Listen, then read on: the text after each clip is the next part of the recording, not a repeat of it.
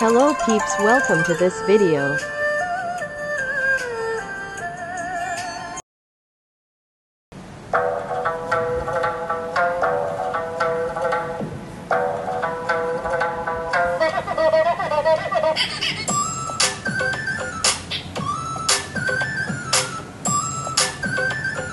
Assalamualaikum, selamat petang semua.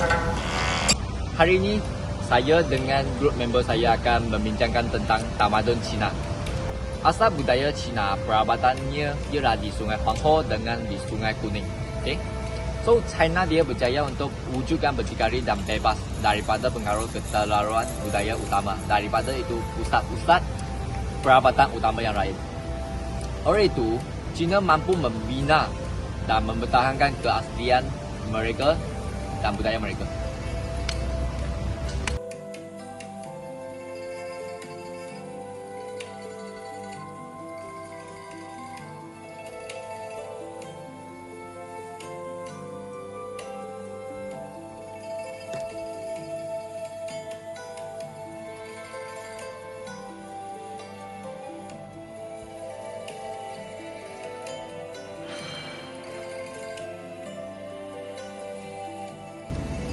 Seterusnya ada 5 faktor tamadun Cina mampu menghadapi ancaman budaya luar.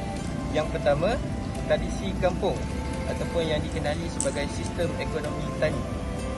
Sebagai contoh, mereka memberikan semangat kekitaan bermula daripada kampung, negeri dan juga negara. Selain itu, keluarga tani digerakkan secara beramai-ramai ke kawasan baru bagi penerokaan yang baru. Dan akhir sekali, sistem tali air dan saliran dimajukan selari dengan ideologi pemerintah di kawasan baru. Faktor yang kedua ialah sistem kekeluargaan yang berasaskan kepada extended family ataupun keluarga kembangan yang melahirkan sistem klan ataupun ahli keluarga dan kaum kerabat. Sebagai contohnya, mereka menyediakan khidmat kebajikan pada ahli keluarga.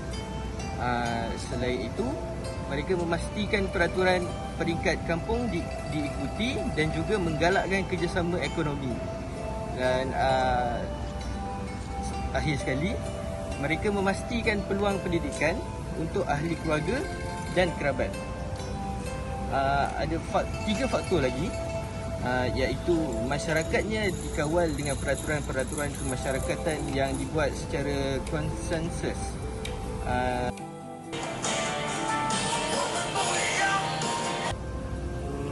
Apa itu konsensus? Saya rasanya konsensus adalah persetujuan daripada semua pihak. Selain itu, pelaksanaan peraturan-peraturan dikawal oleh lembaga amalan dan kepimpinan yang kukuh. Ini berkait rapat untuk mengelakkan ancaman budaya luar daripada mempengaruhi tamadun Cina. Dan akhir sekali, penghormatan kepada tradisi dan budaya asal mereka yang dapat mewujudkan cinta akan negara dan membuatkan negara mereka lebih selamat. Seterusnya ialah konsep dualisme, iaitu Tian dan Ti. Tian merujuk kepada langit ataupun keadaan seperti syurga. Dewa Tian merupakan dewa yang berkuasa dalam menentukan nasib dalam kehidupan manusia. Tian juga mempengaruhi pemikiran masyarakat Cina terhadap asas kepada perubahan dan pergerakan yang berlaku adalah apabila perubahan terjadi pada alam semesta. Seterusnya ialah Ti. Ti seperti bumi ataupun tanah lah kan. Ti berkaitan dengan bumi serta berperanan memelihara sekian makhluk bumi.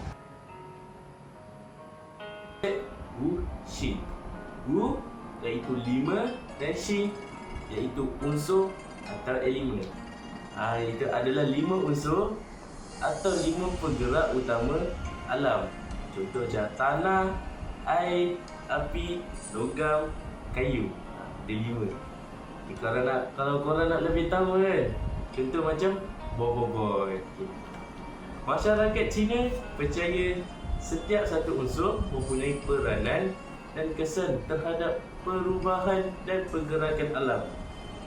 Okey, sebagai contohnya, berakhirnya sesuatu wangsa adalah kerana berakhirnya unsur yang menjadi penaung kepada peribadi pemerintah itu.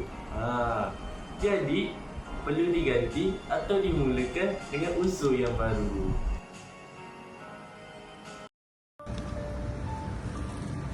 Seterusnya ialah konsep yin dengan yang. Konsep yin dan yang ialah kuasa positif dan negatif yang perlu disatukan bagi mewujudkan keharmonian. Kongfuzi menggunakan konsep yin yang ini untuk menginterpretasikan segala yang ada di dunia ini. Interaksi antara yin yang dapat menjelaskan tentang perubahan dan kreativiti kosmik. Masyarakat Cina melihat fenomena terbahagi kepada dua yang tidak sama namun terdiri daripada ciri-ciri yang saling memerlukan. Konsep yin yang ini bukanlah bersifat kebendaan, tetapi adalah bagaimana segala yang ada di alam ini dapat disusun dalam kategori hubungan tertentu. Zhong Yong menyatakan ada risk confusion yang begitu luas dan merangkumi semua hubungan dan setiap aktiviti kehidupan manusia.